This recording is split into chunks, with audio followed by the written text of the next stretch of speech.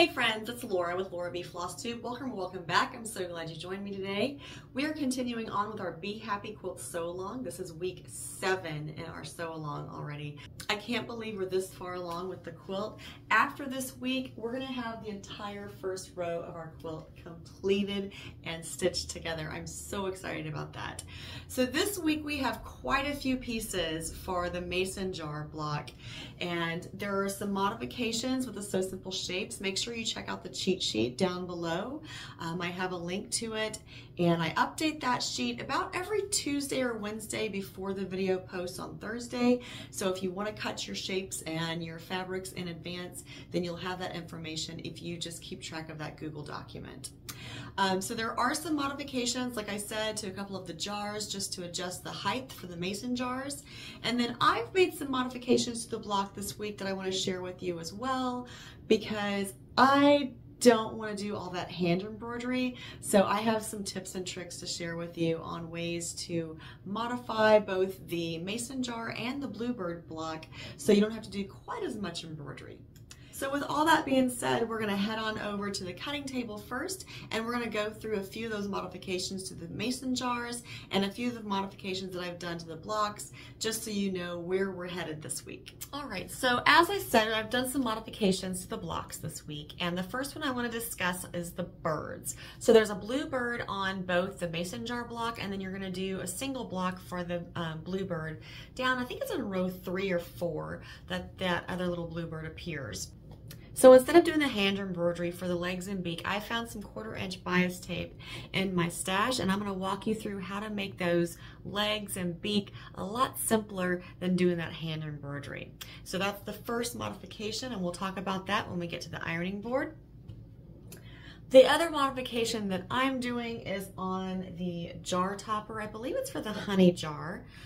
Instead of doing that hand embroidery, I am again going to use a little piece of 1/4 inch bias tape and fold that around, and that's going to be my little band or my little ribbon on that jar topper instead. All right, so again, I'm going to do the beak and legs out of the bias tape for that block. And then the other thing that I wanted to show you is that the Mason jars are not all the same height. They are, 2 of the jars are the size the Sew Simple shape comes in the set. The other 2 are modified, and you want to look at Lori's blog. She gives you the measurements on how much to take off of those jars. So make sure you check that out and have your jars at varying height for your block. That will definitely help you out. And then the last thing I want to share with you is just a little tip on how to get this lazy daisy turned out. Now, we did go over this in one of the previous weeks, but just in case you didn't catch it or you weren't following along with that video, I want to make sure that I give you that tip again for this little daisy. So let me grab my special tool and we'll get to work. All right, so for this little daisy, I have grabbed my Turn It All tool. Now, I've talked about this tool several other times. Hopefully you're not getting tired of hearing about it, but I'm telling you, this is so handy when it comes to turning some of these applique shapes. So I'm just going to grab one of my Turn It All tools and start showing you how to turn this flower out lickety split. All right, so we're going to grab the smallest of the Turn It All tools and the metal rod that goes with it, and I have on the back cut a little slit in my interfacing just right there. I have not done a huge X or anything. It's just a little slit just big enough that I can put this little PVC piece through, and we're going to put it between it's always easier when you're not on camera. We're going to put it between the interfacing and the fabric. We're going to turn our shape to the fabric side, and we're going to take the metal rod and push down right in the middle of that PVC and turn that flower petal right out. Now we're going to continue that process for the other 4 petals, and then I will finish up turning the shape. So, all right, so we're going to put the red PVCs between the interfacing and the fabric, turn it to the fabric side. I kind of like to set my PVC on the base of my design table or my design board or my cutting mat, and then you're just going to slide this flower up as you're pushing down into the red pipe, and that little petal is going to pop right out. Here's a little different angle. So the PVC is between the interfacing and the fabric. put my metal rod right there at the opening of the red, and then just slide this on up. And that pops right out. Now I can either use my Turn It All tool or some small scissors or the red PVC or the metal rod, something to go in and around all of these little petals just to make sure that they're popped out just the way I want them. And then as you can see, I don't have like that much interfacing that's like flipped around and in the way. It's going to stay put when I turn this over, and my little flower is going to look just the way I want it. So I'm going to get the rest of this flower shaped out, and then we'll head over to the ironing board. Here we are at the ironing board. We are just going to press our shapes for the bird block out first. And now we're going to take our fabric and press it in half. Now remember, for these little blocks, I've been cutting my fabric at 5 inches. This isn't quite 5 inches, but it's pretty close. And then we trim it down to 4.5. So as long as we are, as long as we keep our little legs short enough and our little beak short enough, we can definitely easily keep this block at 4.5 inches. Now these little birds are kind of looking up a little bit. So I'm going to adjust his little body and then his little wing. And then instead of doing the embroidery, I am going to just take some bias tape and I'm going to make him a little beak and I'm going to make him little legs. So I think I probably have about 1.5 inches of bias tape there. I'll measure it just in a minute. Happens, I just have a ruler here. Yep, about 1.25 inches. And I'm just going to press these 2 little pieces in half. Now this is for his beak. If you did the chicken salad quilt that Lori Holt did a few years ago, then you got lots of practice on beaks and legs. I'm not going to go quite that crazy with mine. Alright, I'm just going to put that in there just for a little test run to see if I like it and adjust it as I want. And for those little pieces of bias tape, since they are so small, you know that I typically use, if you've watched any of my videos, you know that I typically use a Quilter Select Free Fuse. It's a powder. But for these little pieces of bias tape, I'm going to be using the Eileen's Tacky Glue. Just because they are small, and I want to be able to be precise with them. Not that you can't be precise with the free fuse, it just helps if your shapes are a little bigger.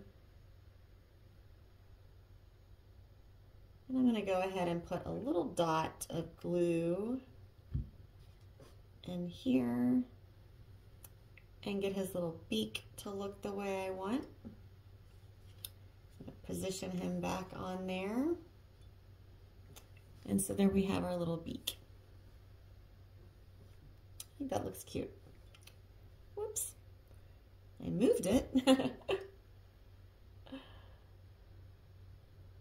All right, so then I'm just gonna lift this up and put a little dot of glue underneath that.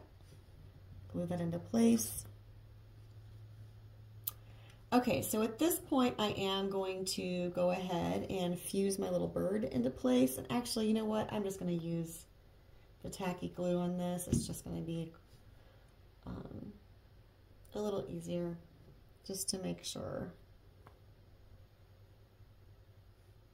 Now I'm not going to put any glue close down to the bottom where his legs are going to be, because I want to be able to lift those back up.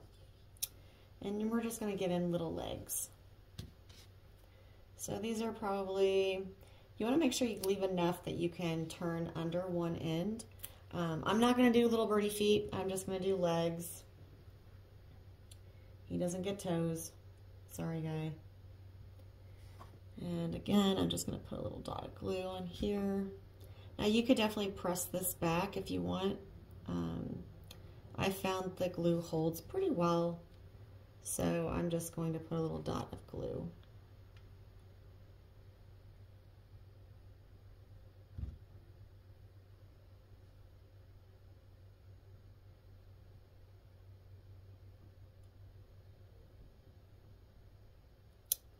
Alrighty. Okay, so now I'm going to lift him up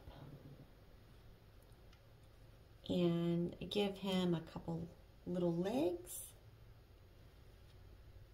And I think he's gonna be kicking a little bit. He's excited. Measure this and make sure. Yeah, I should have moved my little bird up a little bit, but he'll be all right. I'll make it work. There's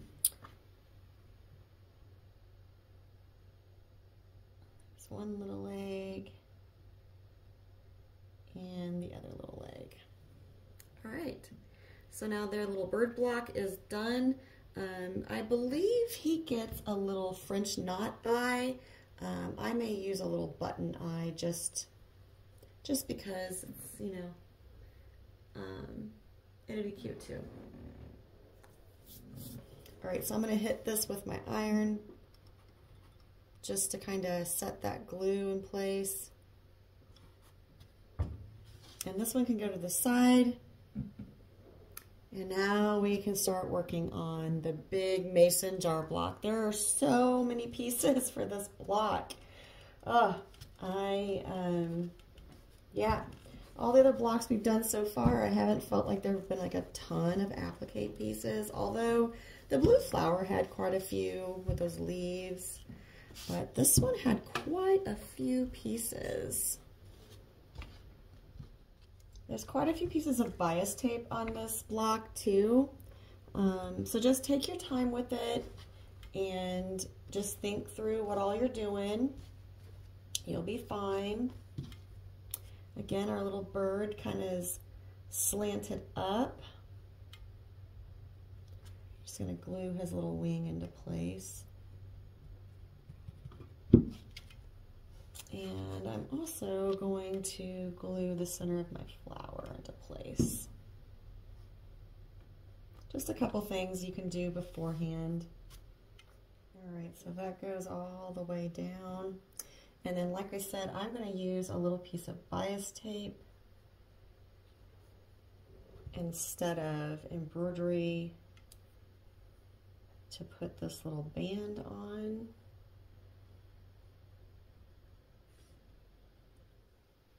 Now our jars are the same width, but they're different heights.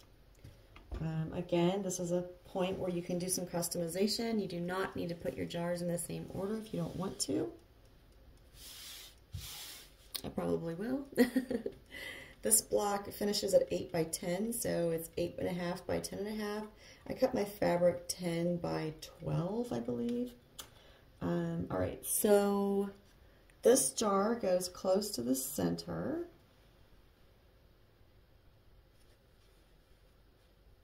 And then this one goes to the left. I'm going to move it down a little bit more, actually. I'll use my ruler here in a minute to decide how I need to adjust these when I start putting in the other elements. Nothing's getting glued down yet. Just be aware of that. Now I'm going to measure my length.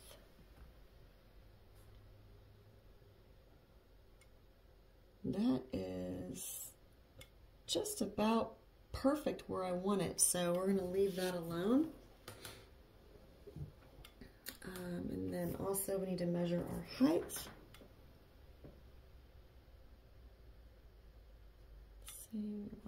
Yeah, this would be great. Okay, so I'm going to use the Quilter Select Free Fuse and fuse my jars down to the background.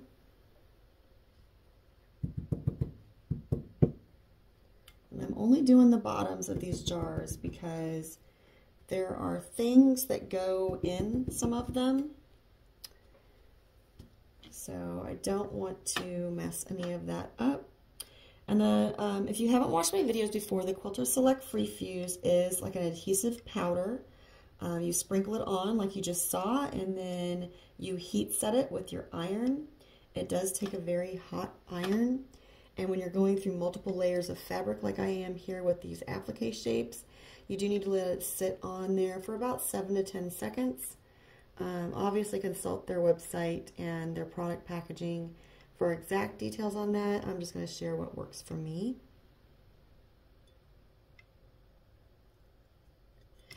Okay, so now the little jam jar gets a little bird, but it also gets this cute little lid. So I'm going to make my lid.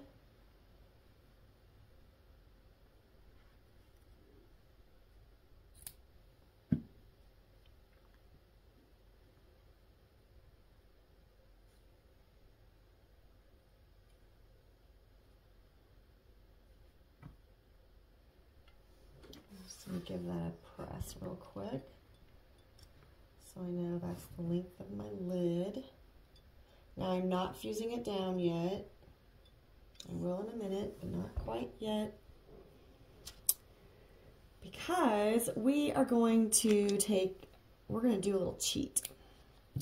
That little bird needs legs, right? But he's standing on that jar. So if we just take these and cut them, we'll be able to glue them underneath the bird and underneath the jar lid. Now, obviously, if you want his little feet showing, you can, but I'm going to have him standing directly on top, so I don't need to worry about that little, about the ends of his legs. So I'm just going to take this, I'm going to take this, and I'm going to use the tacky glue, and I'm just going to go up and up with the glue, and those are going to be his little legs. And then I'm going to glue right along the top of this jar, but not to the edge. And that way, if I glue the lid on the jam jar like this, then I can get to the ends to do my zigzag for the red coming down here. And I can also fold it back to get to the ends of my yellow birdie legs. I always want to think about how you can make your life simpler in the future. And that is one way. All right, so again, I could be using the free fuse, but I don't know, I'm just grabbing the glue today. All right, and now we got to make his little beak. And again, we're just going to cut a couple little pieces. And we're going to glue them in half. You could fold them and press them if you want. I'm just being lazy, I guess.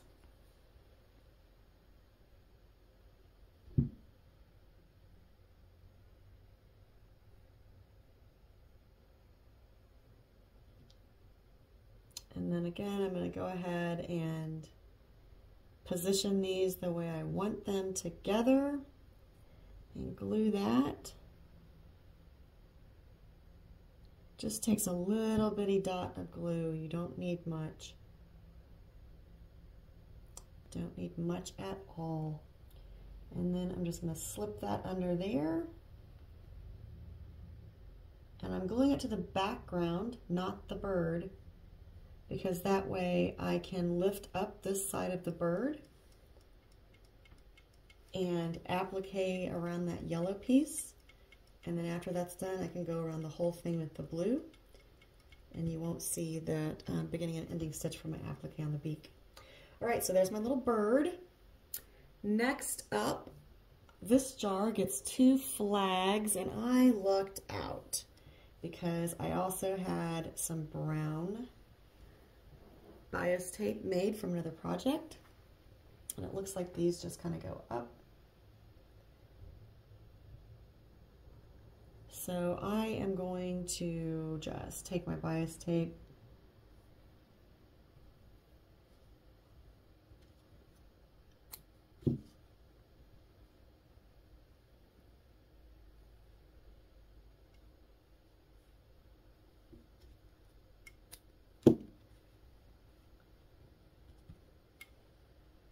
stretch that one a little bit just to make it a little straighter.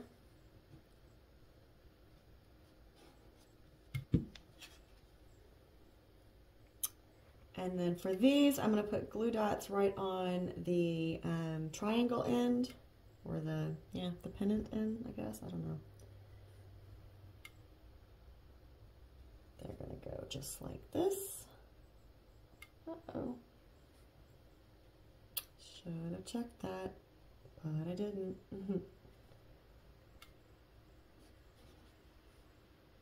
There we go.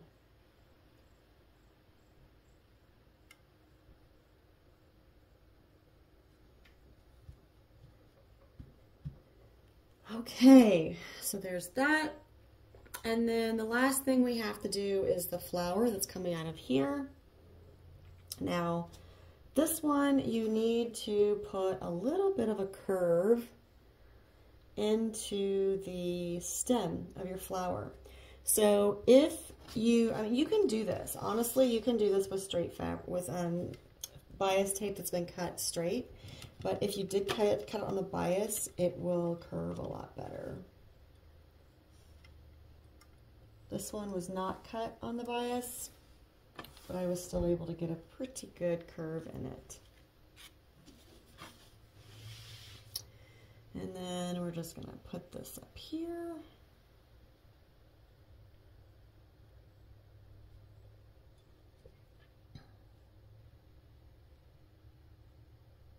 Draw the line that we want the curve to follow, because you can definitely manipulate bias tape, especially if you have already pressed a curve into it.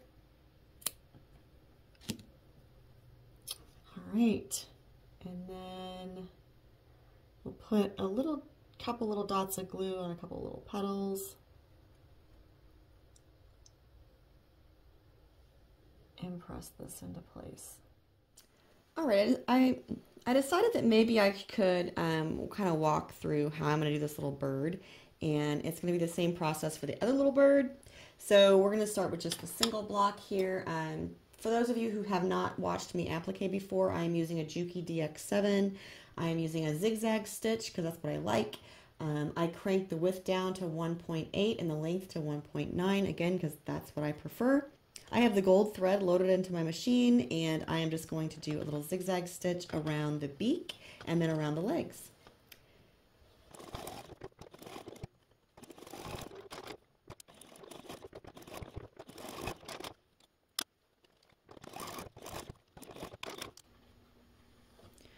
All right, so for the little legs, I'm just going to lift up the bottom part of the little bird body, loosen that a little bit.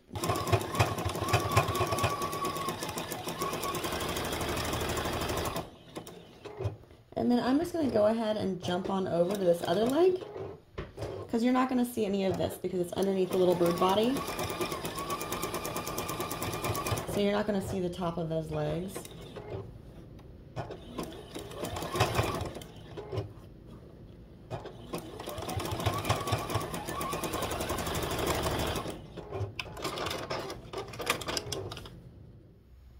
Alright, so now that I have the beak and the legs sewn down on the bird, I will go back and do the body and the wing. And I'm actually going to do the wing first, so I'm going to start here at the point and do a stay stitch and go around the little wing.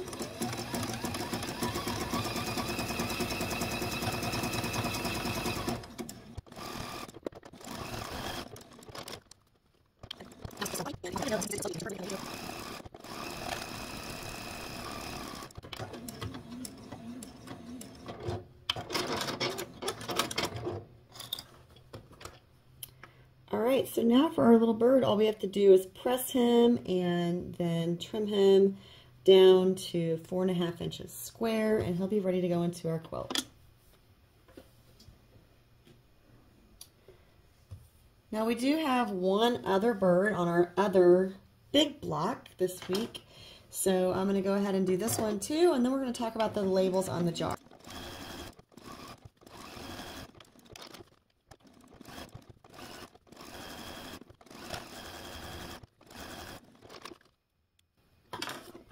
Alright, so the original quilt design has you hand embroider the labels on the jars. I am not going to do that. I am also going to machine applique those, or machine stitch, I guess. I'm going to work on the jam jar first. Now for the stitch for the embroidery on the jars, I am going to use kind of like a buttonhole or a satin stitch, and I'm going to make it very narrow. I'm going to get the default, let's see, the default on the Juki DX7 is 2.6. I'm going to go down to 1.2, but I'm going to grab a piece of scrap fabric and test that. All right, so I have a piece of just scrap fabric, and I'm going to test this out to see if I like the width and the thickness of the stitch. I'm going to run a little bit down here, see what I think. I actually really like that. So, okay. So I'm at 1.2 on the width and 0.4 on the length, I guess. So I'm going to take my mechanical pencil. Now, I could have used the guide, but I put all of this on here, and so now I have like 5 layers of fabric. So I'm just going to have to freeform my letters, and this is just going to say jam. I want to make sure they're big enough that they're not going to cause me problems when I'm stitching with this stitch. I'm just going to, okay, so there's the jam, and actually I'm going to go ahead and make that go out just a little bit more. I'll take my white eraser and clean that up in a little bit. Never fear.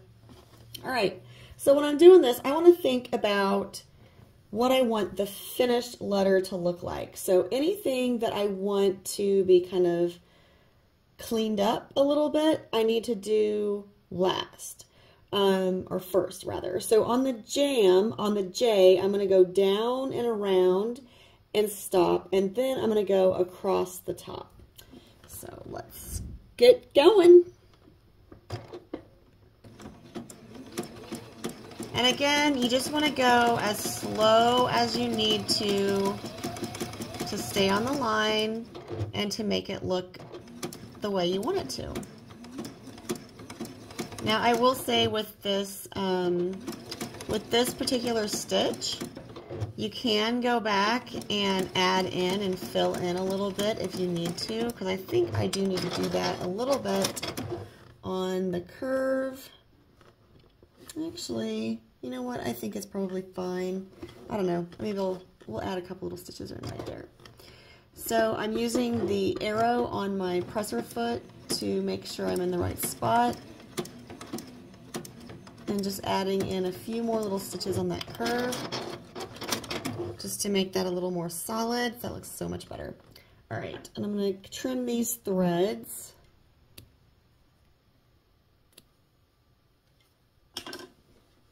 And starting up here, just going across.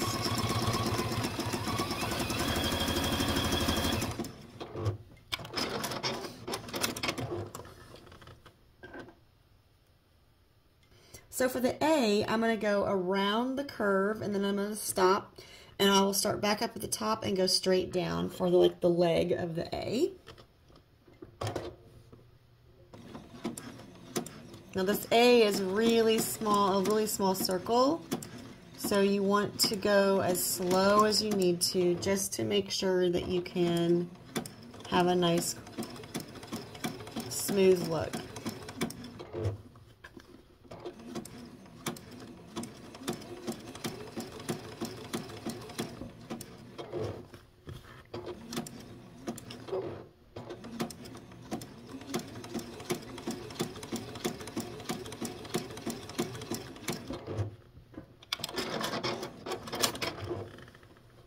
Alright, I have one little oops right there, which I'll just snip him out.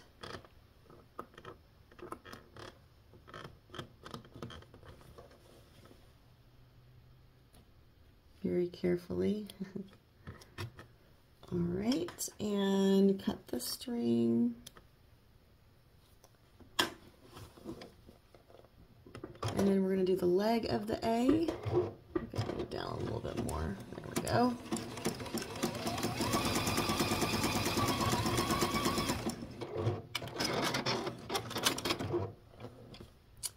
And now the M, we're going to do the humps and the right hand leg, and then go back and do the left hand leg. And actually, I might, no, we're going to do, yep.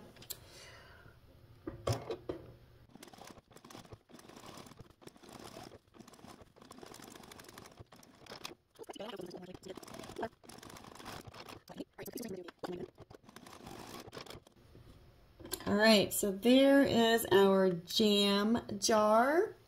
And now we're going to do the same thing to our honey jar, but there's a lot more letters for it. So I'm going to get that written on there and stitch that around, and I'm just going to let you watch.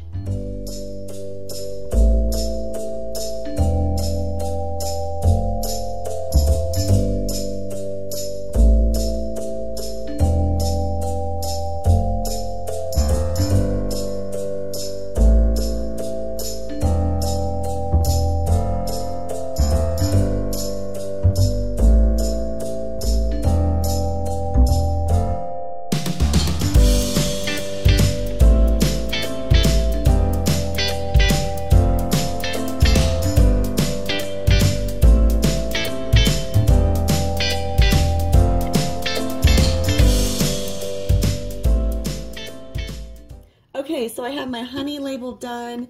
So that completes this block. You can press both of them and then trim them up to size, and then row 1 can be assembled. All right, so we can sew together our bee block and our bird block for row 4. So I'm going to do that first.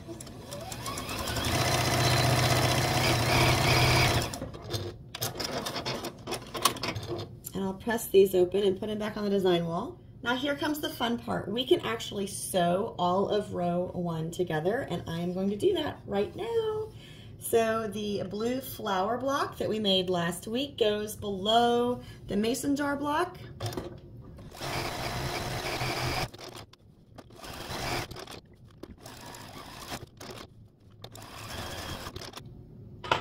On the left-hand side of the mason jar and the blue flower come the sun and the bee and the butterfly.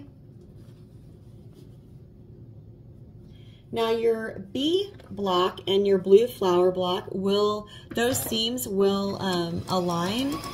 So you might want to just kind of check that and maybe do a little nesting.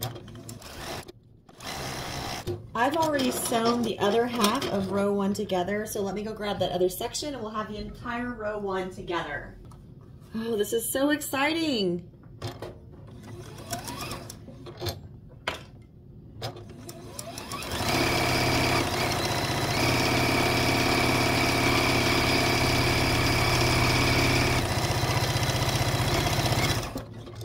There we have it. Week 7 is completed. Row 1 is finished. I cannot believe it. That is so awesome.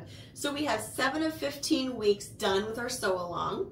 We're almost halfway there. If you have that honeycomb border completed, you are doing really, really well. I hope you're keeping up. If not, just remember to sew at your own pace. This is not a race. Take time and just do what you can when you can. I hope that my videos are inspiring. I hope I'm encouraging you to get your Bee Happy quilt completed. If you're somewhere in between week 1 and week 15, I hope that you will continue to make more progress as we go along. Next week, we're tackling the truck and trailer and the Bee Happy sign. That's gonna be a lot of bias tape, but we can do it, we'll get through it.